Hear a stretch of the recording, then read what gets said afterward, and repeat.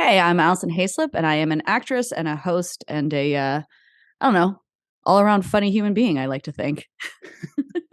I mean, you have a plethora of videos on YouTube that will showcase that specific talent. So I Oh, think thank you're, goodness. yeah, you have nothing to be concerned about. Right. But You I am never know, though. like, I had her on the show, and yeah, was everything scripted? Because damn, it Yeah. just didn't go. She just wanted to talk about, like, math equations and, like, Please do. financial reports. It was weird. Well, I want to know. I love starting here. When did you find an interest or passion in entertainment or the performing arts? When did that occur for you? Well, pretty young, I would say. Both my parents, are musicians, not by profession, but by passion. And I grew up in a very musical household. So I was, singing in choirs and things like that in school since in middle school or elementary school. I mean, I was very much into it. And then that led me into doing musicals. And I did my first musical when I was in eighth grade. And because I could sing, I got cast as the female lead in Fiddler on the Roof, which meant me as a 14-year-old was playing, a 40-something-year-old Jewish woman with 6 kids. So great casting. But but I just remember rehearsing for that show, and the acting aspect of it was the first time I had encountered something that I felt was a challenge and didn't immediately shy away from it. Because I had this tendency in school. I'm one of those bratty people that school came very easily to me. I'm a very good by the book student. And so when something wasn't easy, I was like, oh, I don't like it. I don't get it right away. I'm scared of it. And acting was the one thing that didn't make me do that. So that's sort of why I started like driving forward with that. Um, and then I thankfully went to a very artistically inclined high school, and so I did all the shows there. And we also had a community theater program in my part of New Jersey that did some spectacular shows, and I became a part of that. And so I just sort of I just like fully launched myself into doing stage production stuff, and that's what I ended up going to college for. And then, you know, that's what launched it all. And it's an interesting journey too, especially you with you starting it that young and deciding to go to college for it. Did you have any resistance when it came to your family's support for saying, hey, Oh yeah, I of want to do course. this? My family's like real, like, because the other thing is because I was a really good student, I was actually valedictorian of my high school. So everyone was like, "Oh, Allison's going to be a doctor. Allison's going to be a lawyer," and I was like, "Allison's going to be an actress." And everyone was like, "What? No, what?" And yeah, of course, my parents were like, my parents just want me to be okay at the end of the day. And they were like, well, I don't know, maybe get a minor in something, or maybe you get a second major, like in something, quote unquote practical. And I did take some other classes. I went to Boston College and I did take some other classes, and I was like going to do one kind of minor and then switching to another minor, but like nothing just gripped me. Nothing kept me passionate about it enough. And I had a professor at BC who was like, if you can see yourself doing anything else besides becoming an actor, go do that, because the only way you will be an actor is if it's the only thing you can do. And I was like, well, yeah, that's me, That's that's who I am. So nothing snuck by post college where you thought, maybe, you know what? A pharmacy tech might be fun. No, Yeah. man. I mean, listen, I will say chemistry was my favorite subject in school. And when I was first applying to colleges, I was sort of debating between, going for the thing I wanted to go for, which was theater, and going for what was quote unquote practical, which was something in the sciences. Um, and it was my AP physics teacher, Mr. Burrow, who was just an awesome teacher who, during, I guess you apply for, when are you applying for colleges? The beginning of senior year, the end of junior year? I don't know. I'm old now. I forget when we do this. Whenever I was applying, he was like, Allison, so like, how is the college applications going? And I told him, I was like, well, I'm looking at some schools for, it's hard for me to decide what major I'm declaring, because some schools you were supposed to, declare a major while you were applying. And I was like, because I don't know if I want to go for sciences or if I want to go for theater. And he was like, listen, Allison, you're one of my best students. You could definitely go for sciences. He's like, but I see you in the shows. You love being on stage. You have to go do that. And I was like, oh man, well, if my science teacher is saying this to me, that's what I have to go do. So, don't get me wrong. This industry is hard. So there are moments where I'm like, oh man, maybe it would have been easy to just like, I don't know. I'm not going to say it would be easy to be a doctor, but to get, some sort of like quote unquote normal job that has stability, because that's the thing you sign up for when you decide to get into this industry is you're never going to have stability. It doesn't matter how long you've worked in this. I mean, literally, unless you are like George Clooney, and even George Clooney made like the best decision by marrying one of the most like high-powered lawyers on the face of the planet. That man married up. We just don't have stability in this industry. No, not at all. In fact, I had a Yeah. conversation with somebody about that yesterday, where we thought, have you ever thought about just like throwing your head through drywall just to see? Yeah. All the time. But that's the thing too. Like when we get to do it, when we are given the privilege of getting to do what we love to do, it's just the best time.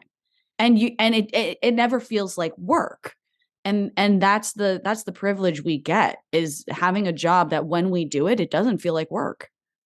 Yeah. Yeah. And I do want to go back to when you were doing theater and you were just embracing this art form. Was there a sense of catharsis while you were performing, where you Oh, just, for sure. that freedom? Yeah. Yeah, I mean, I wouldn't have been able to tell you that at the time, but after, 16 years of therapy and like realizing why I really like the clutch of really why I got into acting, more because it was a place where I was a kid with big emotions and no one knew how to. I was being told I was being dramatic all the time because I had these big emotions, and I just felt like odd and weird and like, why don't other people feel this way? And then I got to be on stage and having big emotions was accepted and like, applauded literally. And so I didn't realize it back then, but looking back, I'm like, oh, I got into that because it was actually a safe space for me. Yeah. You know, it makes sense just seeing all these like big Oscar winners and the scenes they showcase are just like the Yeah. biggest meltdown, or so there's something internal there that they're using, and yet people Right. still ask them, how did you do that? Like, well, I'm a human being. this is Yeah. Yeah. this is And how I let it out. I always say the biggest catch 22 of being an actor is that to be fantastic at your job, you have to make everything personal. You have to take the script that's in front of you and make it personal to you, because the audience will read bullshit if you don't. That's when people don't land. But when people are really honest and truthful and things have become personal to them, you see it. And those are the Oscar winning performances. And then the flip side of it is you're told to never take anything personally in this industry. And it's like, how can you as a human being like keep both sides of that true inside yourself? Yeah. It's so hard. You know what? We should make a T-shirt that says, "Don't take anything personally," and on the back it says, "I will." just wear That's great.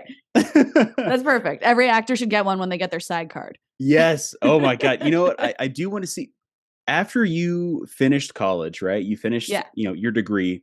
Yeah. You're out in the world now.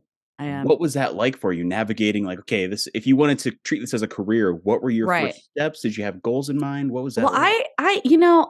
I've somehow always had impeccable timing. I don't know. I don't try. It just is like I look back and I go, wow, I was really lucky back then. But so my last semester when I was at BC, I only had to take one more class to graduate. So I was a part-time student. So I had all sorts of free time. And so I took an acting class in Boston, like a non-university class. And via that class, I signed up for a couple of the small casting directors that are in Boston. And mind you, this is in the early 2000s. So there's like few and far between actual shoots happening in Boston. And then I graduated, and my plan was to come out to Los Angeles for the summer. I have an aunt and uncle who have lived in LA. I don't know, my God, almost 40 years now or something like that. So my plan was, let me go live with Aunt Lorraine and Uncle Frank in LA for the summer, just so I can check out what LA is like, because I always thought I'd be moving to New York. I grew up in New Jersey, went to school in Boston. Like I was like, I'm doing New York. I'm a New Yorker, whatever. And so I was like, but I'll check out LA for the summer while I can still kind of get away with living in my aunt and uncle's guest room, Yeah. So that was a plan, but I wasn't going out there till about 3 weeks after I graduated. And those 3 weeks in between graduation and when I was going to LA, I was back in Jersey, and I got a call from one of the casting offices in Boston that was like, "Hey, can you come audition for this music video? It's for this band called Brand New." And I was like, "I'm back in Jersey. I don't know if I'm going to drive up tomorrow for." And I got off the phone with them, and I was talking to my buddy Jason, who was in a band and is a musician. And I was like, "Yeah, I don't know. They called me to like go audition for this music video, but it's up in Boston. It's this band I've never heard of and whatever." And Jason was like, "Alison, you've been complaining about how you have nothing to do right now. Why not just drive up to Boston, go visit your friends who are still up there, go audition?" He's like, "I've kind of heard of this band. They're like a bit up and coming. Like, who knows? Why don't you do that?" And I was like, "Okay, fine." So I called the casting office back, and I was like, "Okay, I'll come up for this audition the next day." So I drive up to Boston. I think I drove straight to the audition. I don't even think I stopped at my friend's place yet. And auditioned for this music video, where literally my audition was like turn to the side and like look over really fast, like a car's about to hit the car you're in. And like, that was it. But they asked me these questions, and they're like, "So do you know this band?" And I was like, "I had never heard of them. I looked them up last night, but I don't know. They seem cool, whatever." And I left. I was just so like nonchalant and whatever about this audition. And then that evening, when I'm at my friend's place, I get the call that I've booked this music video, and now I have to go to Vermont for 3 days. Wait, I can't remember if it was Vermont or New Hampshire. It was one of those two. We shot in the woods at night for 3 days straight with this band. And the director told me that one of the main reasons I got this job is because I didn't know the band, because this band already had fans. And he was like, "We cannot send someone who is a fan of this band up to spend 3 days in the woods with them. Like, that's not safe for the band, you know?" And so I got the job because I was like, I don't know who this is.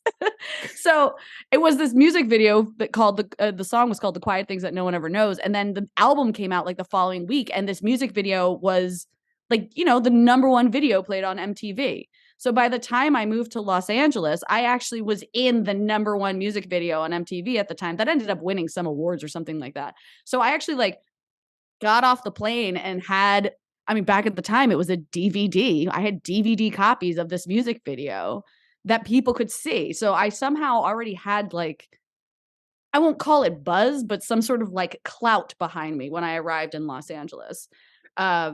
And I still live here. So that summer that I spent at my aunt and uncle's house, I just never left LA. I just stayed. So yeah, so that was the start of it. All from a job that you weren't even going to even go audition Wasn't for. gonna do. Exactly. I'm still friends with Jason, my buddy from high school, and, like, I always thank him. I'm like, "You're the reason I went to that." Oh my god. Okay, so Yeah. you have the buzz, you have the DVD copies. Were you getting, meetings with agencies for Uh, commercial work or so gosh, so to start off, I'm now like, "What did I do?" Um, this is again, it's all just kind of weird timing. I went to a guy I went to college with found out I was in LA, emailed me, and invited me to go see a play that his acting coach's wife directed, something like that. So I go to this with him. I meet his acting coach there, and his acting, I'm like, "I just moved to LA." And he's like, "Well, I'd love to work with you. Let me work with you for a bit." And I was like, "Yeah, okay. Actually, I should probably get into classes and things." So I worked with him for a little bit, and then he recommended me to a manager, and I met with her. And I had I mean, I still have this, but like no one's ever thought I'm the age I actually am. So, and when you first move to LA, if you're over the age of 18, but you can look like a high schooler, that's like a huge benefit, because then productions can hire you and not have to be beholden to, you know, the kids, uh the break schedules and their hours and the teaching and all that kind of stuff. So this manager was a children's manager, and she signed me like right away, because she was like, "Oh, you're over 18, but you still can play like 15 or 16." And then she just started getting me auditions, and she got me at an agency. I forget what my first agency was. Was it Buckwald?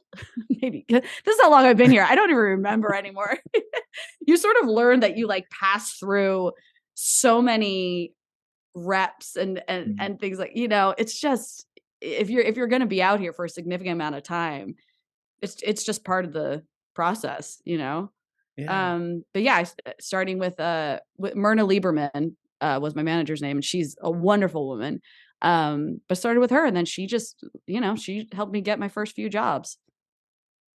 And when did Attack of the Show come through? Because I'm a little bit younger than you, and I remember Yeah. just coming home from school and just enjoying the, what, 2 hours of pop culture Attack of the Show nonsense. followed by X-Play? Yeah. Or was it the other way around? Was it X-Play I followed by Attack of the Show? I think it was the first one.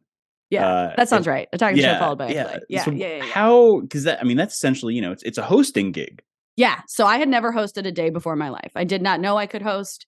I did not have any aspirations to be a host. I was bartending at the time, you know, like you do when you get out here. I mean, unless for some reason you make your big break within the first 2 months of living in LA, you're probably getting some sort of other job. And I was bartending at this great beer and wine bar that still exists. It's called the Third Stop, and it's right across from Cedars-Sinai Hospital. Um, but I was there, and I had a one of my regulars who would come in all the time, this guy Kenny Goodman, who he was an agent at William Morris at the time, and he knew I was an actress, and he kind of like hip pocketed me, which meant that when he saw breakdowns that were very specifically for my type, he would try to get me an audition. He wasn't like actively looking out for me, because he couldn't sign me. I had not nearly enough credits to be at a place like William Morris, but you know, he dug me, we got along. And so when something screamed Allison at him, he would see if he could get me an appointment. And he would get me a few appointments, and it was great. And then he came in one night with a buddy of his. Um, and it just turns out that this guy worked in development at G4. And they sat down at the bar, and I walked over, and Kenny's like, "Oh, Chris, you should totally know Allison. She's a huge nerd." And Chris was like, "Really?" And Kenny's like, "Yeah, she plays like video games or something like that." And I just remember Chris going, "But you're a girl." And I was like, "Yeah." And I happened to be I had a Nintendo remote control charm necklace at that time. And I happened to be wearing it that day. So I was like, I mean, look at my necklace, man. And then they sat at my bar for like 2 hours, and Chris was just like asking me questions. And that's when I was like, yeah, you know, I went to space camp for 4 years. I took philosophy of Tolkien in college. Like, I'm legit nerdy, you know? And Chris was like, "You should be on our network." So he got me a meeting with the head of talent over at G4. And I went in and had a conversation with her. And then, I don't know, maybe a week or so later, they brought me in for a screen test. And I didn't even know what like a screen test was. I didn't know what I was doing. I didn't know that in the email that they had sent me, that they had actually attached the copy that they had wanted me to read. I showed up knowing nothing, and then sat outside the room and looked down, and I was like, "Oh, there's copy here." And so like read it very quickly before I got called into the room, where there was a teleprompter set up for me to read the copy. And I literally walked into the room and went, "Oh, cool, that's how it works." Because I had never seen a teleprompter before. I mean, I could not have thrown myself under the bus more. I mean, I literally walked in and was like, "I don't know how to do this job. Congratulations, here I am," you know? And I read the copy, and like 2 weeks later, they hired me for a field report. They sent me to New York to cover the DVD release of Live Free or Die Hard. Like, Justin Long was my first interview. I mean, you know, I just sort of was like, "Okay, here I am." I didn't know this. It wasn't a phrase that we used at the time, but I realized I was just faking it till I made it, you know, because I did not know what I was doing. I was doing my best Ryan Seacrest impression, because I did not know how to be a host. I knew how to be an actor. So I was acting like a host. And for some reason, they just kept sending me on these field these field reports where I they just put me in these like high stress action situations. Like for the Live Free or Die Hard one, like they sent me to a shooting range and I had to go on like a helicopter ride.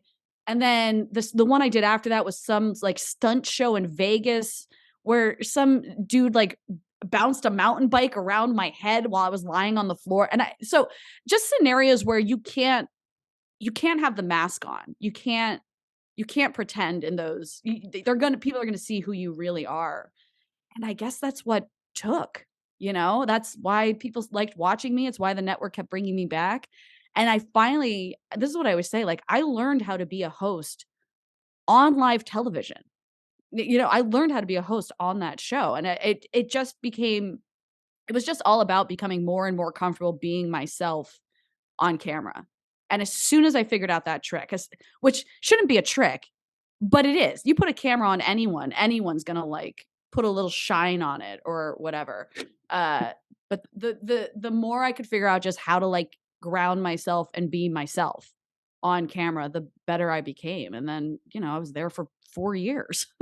Yeah, I Yeah. remember watching, especially, your news correspondence, and there was this natural approach to it that a lot of people who I'm sure auditioned to be a part of that show didn't have because they were putting on Yeah. this, "I'm a host, da, da, da, da." You were just Exactly. you trying to navigate this, and it I was worked just me perfectly. being so terrified reading words on live television, like I was going to screw something up. And guess what? The first time I screwed something up, I didn't die. And that's when I went, oh, okay, we like the screw ups. They actually make it more human. And see, and like you said, you were in the right place at the right time. Yeah. You've had all these different launch pads, and that went into, what was it? American Ninja Warrior, Hmm. Battlebots, and Yep. eventually I caught on to Con Man and had no idea you were in it until I got to the episode and went, wait, hold on a second. What is Yeah. happening right now? Well, again, that is another like right place at the right time. I mean, I knew everyone involved in that show. And they had reached out. They had reached out in some sort of like, we want to get you involved somehow, like some sort of whatever. But that there, I hate that I can't remember who it was. There was another woman cast in that role, and at the very last minute had to back out. And I got a call from Alan Tudyk on a Saturday or something like that. Um, and while I knew Alan had my phone number, he had never called me before, so I assumed it was a butt dial, and I didn't answer it. And then he leaves me this voicemail that's like, "Hey, we wanna give you this role. It starts shooting Tuesday, though. Are you available?" And I was like, "Oh," I was actually supposed to go to New York for something else, and then I was like, "Nah, I'd rather do this." And then that's how I end up in Con. Again, I was just timing. I was right place at the right time. I'm so happy. That's one of my favorite productions I've ever done. It was just a great experience all around. And I love that people are still discovering it. Oh, I didn't discover it until probably early COVID, and then I Yeah. found a Blu-ray copy of season 1 in a pawn shop, and it was Oh just my kismet. gosh. Man, I don't even think I have a DVD copy of it. That's crazy. But Yeah, yeah. 'cause I think they had limited numbers that they were selling to Yeah. promote it or something, but it was really cool seeing you in that show, which is an amazing show, and I Yeah. I wish it would come back for, one more season, but you've done so much in your career, you've built an enormous resume. I wanna know, like, now, where do you wanna go with your career now that you've Ooh. established yourself? Do you have Well, yeah. Yeah. I mean, especially since I used to say that film was like my ultimate medium because I loved the idea of knowing your entire arc at the beginning of a project. Unlike TV where you could sign up for a season and then it goes 12 seasons, you're never going to know where your character goes by that point. But with streaming and everything, TV has just become such a high quality medium now. It's getting, it's pulling in the bigger writers, the bigger directors, and that's mainly due to that we're not requiring shows to be 22 or 24 episodes a season. We're happy with an 8 episode season. Uh and so like getting into that sort of premium television world is my goal now. That being said, you still make more money when you work on network, so I'm never going to knock that. But But I would love a like a Better Call Saul type show or Mr. Robot or something like that. But something that's like dark and gritty and a little weird and a little funny. That's my ultimate goal now. Oh, I see it happening. Let's just put it out Yeah. there. We're Thank gonna you. put it out. Yes. Uh, with your, your experience working with so many talented folks, I really want to see what kind of answer you have for this, but Okay. wondering if you have a party story that you could share with our listeners. So it is essentially something that has occurred, a moment in your life or your career that stands out so immensely you would easily recant it amongst friends at a party. Could Oh, be, at a party. Okay, yeah, it got could be it. funny, could be Yeah. horrific, it could be just life I was changing. trying to think of something that happened at a party, but you mean like a story in the industry that, oh man. See, this What is one of happened those at things where space I'm like, camp, Allison? yeah, I know I have so many of just like what just moments where you're like, I'm sorry, what happened to you? Um, but I'd always say just in terms of like learning something, like one of the greatest lessons I've learned was when I shot on NCIS. I was in the season premiere of season 15, I want to say, but I was this like military helicopter pilot and I was like flying Mark Harmon out of Russia and we get shot down by a surface to air missile and like we crash and then Mark Harmon has to try to save us all. And I end up dying in Mark Harmon's arms. It's like the most epic, like, if you're gonna die, you die in the lead of the show's arms, But Mark was just the kindest, most gracious, wonderful human I've ever worked with. And I don't mean this as an insult to anyone else I've ever worked with, because if anyone works with Mark Harmon, they would probably totally agree with me. But I had this scene after we crash where like a tree has impaled the front of the helicopter and is in my stomach. So I'm like rigged up in this thing with this fake tree and all this blood around me. So in between takes, I couldn't get up and walk around. I was strapped into this thing and I had to stay there until we finished filming the whole scene. And in between takes, Mark would look at me. He'd be like, "You okay? Do you want water? Can I get you anything?" And at one point I was like, "Yeah, actually, water would be great." Expecting him to be like, "Hey, can someone bring Allison a water?" No, Mark went over to Crafty and got me a bottle of water and a chocolate bar and brought them back over himself and like gave them to me. I was like, "That's so you're number 1 on the call sheet, Like he doesn't have to do that." And that's a show that, I mean, it does run like a well-oiled machine, but as you get later into the week, your call times get pushed more and more. And by Friday, we were shooting a 15-hour day. I think we shot until like 2 in the morning or something like that. But everyone on the set was so chill and so cool and not freaking out and like not complaining about anything because Mark was. And that was the moment I realized the person who is number 1 on the set, the set lives or dies by that person. Like if that person's an incredible human like Mark and Mark's not freaking out, then the whole set's cool. But if that person's a diva or, high stress or anything like that, the set feels like that. And that's when I was like, okay, when I'm number 1 on a call sheet, I want to have a cool set. That, you just gave me a really nice image of taking a nap in Mark Harmon's arms. Yes. That is the sweetest He would thing. probably let you. Well, and with that, I mean, that is a wonderful thing to observe and to take in. Do you personally have a piece of advice you could share with our listeners as well, that maybe something you've lived by that is taking you through your career? Yeah. Oh man, I could think of so many things right now, but like the thing I always try to do when I show up on set, whether it's a set that I'm a regular on or a set that I'm guesting on, is just having respect for every person regardless of their job on that set. Some people will act like, the second that's an AD job. That isn't an important person and you don't have to really listen to them and you want to kowtow to the director or something like that. And it's like, no, everyone's on this set trying to get the same thing accomplished. And you never know, and I don't even mean this in a schmoozy way, but you never know like who that second AD is going to become down the road.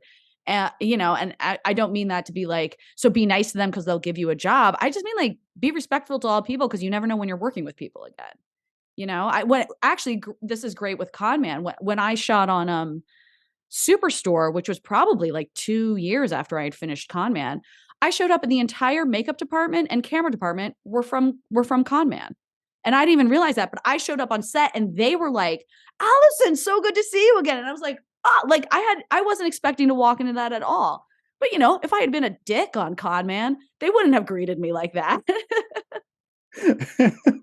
Like, let's make her look like a ghost. We don't Yeah, like this one. exactly. No, That that is a key too. Make friends with your DP because the DP is the one who's going to make you look good. oh yeah, that is so true. Yeah.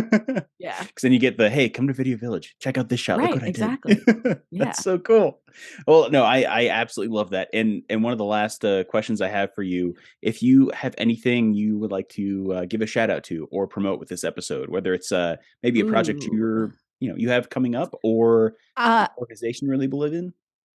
yeah. So I actually this I had a film that just came out at the beginning of this month called ReBroken. It's a great little indie thriller movie. Again, it's something I was cast in 2 days before they started shooting. And it was like in the middle. I think we shot in like the beginning of 2021. So it's still very COVID times. And, you know, a lot of us hadn't worked in a while. So that was one of my first like steps back onto a set. And it was with this great crew of guys. The director, Kenny Yates, was awesome. And I got to see a screening of it at the very end of last year. And I was just blown away by how good it looked. I couldn't because it was a very small production. But everyone who was in it and working on it was so talented. And I was looking at this film being like, this film looks incredible, you know? And it's one of those because I know the script and I know my part in it, it's definitely a movie with a twist. So I'm so curious to think to know what people who don't know the twist think watching it because I was watching it knowing the ending, right? So I'm like, oh man, I think this really like shocks people. Yeah. Anyway, that's something that I'd be thrilled for more people to see, especially because it's an indie film and it needs, indie films live or die by word of mouth. There's no marketing budget, there's no nothing like that. It's just us posting on Instagram and hoping our friends tell people they like it. So yeah, I would say if people can go and watch anything right now, go check out ReBroken. Oh, I'm definitely watching that. That Nice. sounds awesome. You have to let me know what you think. Oh, I absolutely will. Which, yeah, I love independent films, especially when it's, projects like that really do Yeah, surprise you. So I can't wait to watch that and just dive in. I assume it's available everywhere, right? I think so. Yeah. Okay. It's definitely on iTunes and Amazon Prime. I know that for sure because I posted about it. But Oh, I think it's sweet. many other places as well. Sweet. Well, awesome. I know we're running short. I just want to wrap this Yeah. up here. I want to say once again, like, thank you for sitting down and chatting with me. This has been a really awesome part of my. It's Tuesday, right? Yeah, It's I don't Tuesday. know. Sure. Yeah, what the sun is out. This has been a Yeah. great time while the sun has risen. Yeah. No, it's been wonderful having you. I have one last thing to ask you before we finish Yep. this recording, and I'd love to ask you if you've ever seen Wayne's World. Of course I've seen Wayne's World. Thank God. Okay, so you know the scene where Wayne leaves the set and Garth is left by himself, and he starts muttering, and he kind of goes a little crazy. Oh, yeah. Yeah, yeah, yeah. I mean, it's been a Okay. few years since I've seen it, but yes, I do remember. Well, that is the sort of origin piece for what I like to call an awkward goodbye. So Oh, for the end of every show, I give our guest a silent 3, 2, 1 cameraman countdown. And when I point to you, you just give me your best verbal awkward goodbye, and we will great. end the show on there. Does that sound good? Awesome. All Yes. right. Here we go. In.